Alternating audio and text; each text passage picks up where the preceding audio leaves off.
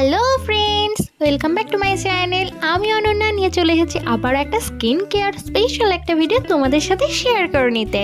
এই শীতকালে তোমরা দেখতেই পাচ্ছ আমার স্কিন কতটা গ্লো করছে এবং গ্লাসি গ্লাসি ফিল হচ্ছে। তো চলো দেখে নিই আমি এই শীতকালে আমার স্কিন কেয়ার কিভাবে করি। তো সেগুলোই তোমাদের সাথে শেয়ার করে নিচ্ছি এই ভিডিওর মাধ্যমে। শীতকালে সকলেরই স্কিন প্রায় কম বেশি ডাল হয়েই যায়, আর তাছাড়াও মাসে একবার হলেও স্কিন কেয়ারটা করা সকলেরই উচিত। তাই আজকে আমি আমার কিছু বেসিক স্কিন কেয়ার রুটিন তোমাদের সাথে শেয়ার করে নিচ্ছি, তবে 5 নম্বর পয়েন্টটা সবথেকে বেশি গুরুত্বপূর্ণ। তো চলো ভিডিওটা কন্টিনিউ করা যাক। সবার প্রথমে আমি আমার ফেসটা ক্লিনজার করে নেব, আর এই ক্লিনজার করার জন্য আমি ইউজ করেছি র মিল্ক, যেটাকে আমরা কাঁচা দুধ বলে থাকি। আর স্কিন কেয়ারই হোক বা মেকআপ, যে কোনো কিছু করার আগে আমাদের স্কিনকে অনেকটা হাইড্রেট করতে হয়। তো সেই কারণে আমি এই পদ্ধতিটা অবলম্বন করে নিচ্ছি। তবে র মিল্কের অনেক বেনিফিটসও রয়েছে এবং এর পাশাপাশি র মিল্ক আমাদের স্কিনের জন্য প্রচন্ড পরিমাণে ভালো। র মিল্ক আমাদের স্কিনের ড্রাইনেস, ডেড স্কিন সেলস এবং স্কিন হোয়াইটেনের জন্য প্রচন্ড পরিমাণে ভালো। এর পাশাপাশি আমাদের স্কিনের পিগমেন্টেশন দূর করে এবং সফট এবং গ্লোই করে তোলে। যাই হোক, তোমরা এখানে দেখতেই পাচ্ছ আমার সমস্ত কিছু অ্যাপ্লাই করা হয়ে গেছে এবং আমি এটা আমার স্কিনে 5 থেকে 10 মিনিট লাগিয়ে রাখবো। তবে আমি আজকে 10 মিনিটই লাগিয়ে রেখেছিলাম। আর এরপর আমি আমার মুখটা জল দিয়ে ওয়াশ করে ফেলবো। এরপর স্টেপ নাম্বার 2 হলো ফেস স্ক্রাব, আর এর জন্য ইউজ করতে হবে কফি। আমার কাছে দুটো অপশনই ছিল, তবে আমি ছোটটাকেই বেছে নিলাম। আর এর পাশাপাশি আমাদের লাগবে র মিল্ক অর্থাৎ কাঁচা দুধ, কফি আর চালের গুঁড়ো। তবে এটা বর্নভিটার কৌটো হলেও এর ভেতরেই আছে আসল জিনিস, আর এটা তোমরা দেখতেই পাচ্ছ।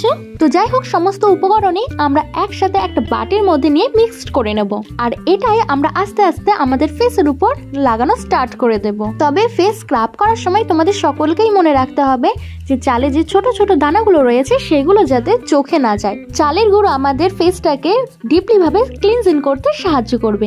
আর এর পাশাপাশি রয়েছে কফি, যার তো গুণাবলী এই ভিডিওতে যদি আমি বলতে শুরু করি ভিডিও শেষ হয়ে যাবে, তবে এর গুণাবলী শেষ হবে না, অর্থাৎ কফির।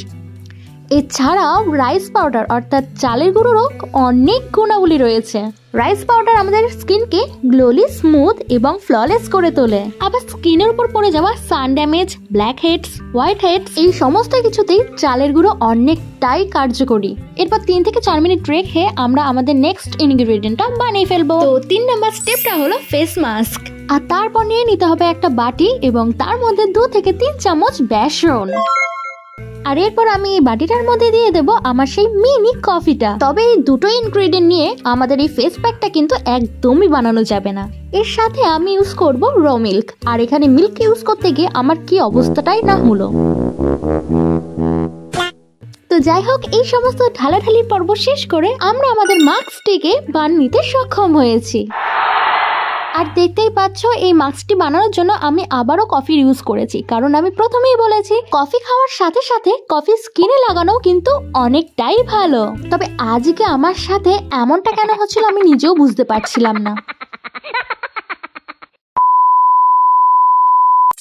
তো যাই হোক, তোমরা দেখতে পাচ্ছ আমি এখানে আমার মাস্কটি লাগানো স্টার্ট করে দিয়েছি। আর তোমরা প্রথমেই দেখেছিলে আমি এই মাস্কটি বানানোর জন্য বেসন, র মিল্ক আর কফি নিয়েছিলাম।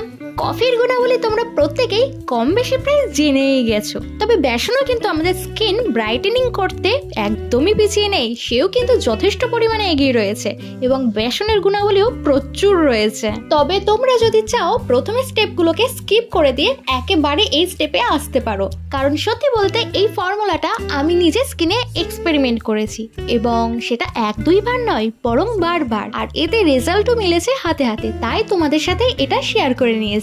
তো যাই হোক, এরপর আমরা 4 নাম্বার স্টেপে প্রবেশ করতে চলেছি। আর 4 নাম্বার স্টেপটা হলো ময়শ্চারাইজার। আর এই শীতে আমাদের স্কিনকে ভালো রাখার জন্য এই স্টেপটা অনেকটাই গুরুত্বপূর্ণ আমাদের স্কিনের জন্য। তবে তার আগে আমি আমার স্কিনে টোনার ইউজ করে নিয়েছি, তবে টোনারের বদলে আমি এখানে রোজ ওয়াটার ইউজ করেছি। তো এবার চলে এসেছে সেই গুরুত্বপূর্ণ স্টেপটা। আর এখানে আমি আমার স্কিন হাইড্রেট এবং ময়শ্চারাইজ করার জন্য জনসন বেবির এই ক্রিমটা আমি অ্যাপ্লাই করে নেব।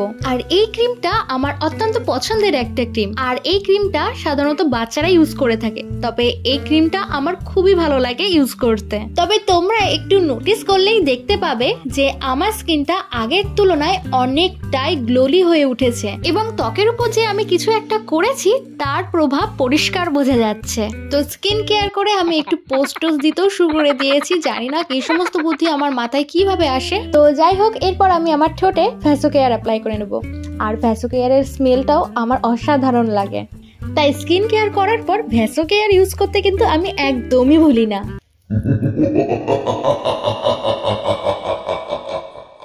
তো যাই হোক, এরপর আমি আমার চিকটাকে রেড লাল টমেটোর মতো দেখানোর জন্য কিছু একটা অ্যাপ্লাই করে নিচ্ছি। আই থিঙ্ক আমি নিজেও জানি না কি এটা।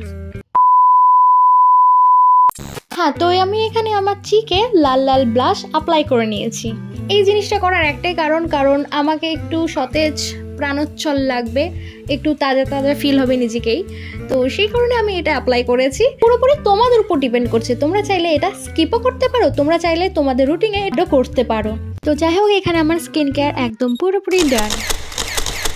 তো আমার এখানে স্কিন কেয়ার করা হয়ে গেছে এবং স্কিন কেয়ার করে আমি এখানে সুন্দর পোজ দিতে বসে পড়েছি। আর তোমরা যদি এই ভিডিওটা এতদূর পর্যন্ত দেখেই থাকো তাহলে দেরি করছো কেন? যদি ভিডিওটা তোমাদের একটু হলেও কাজে আসে তাহলে অবশ্যই লাইক করে দেবে।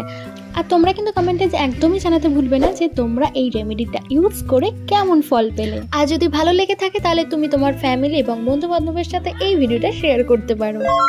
অ্যাট লাস্ট আমাদের সব থেকে গুরুত্বপূর্ণ এবং ফাইনাল 5 নাম্বার স্টেপ, যেটি হলো ইট হেলদি। হেলদি স্কিন পাওয়ার জন্য আমাদের সকলকেই প্রচুর পরিমাণে জল পান করতে হবে।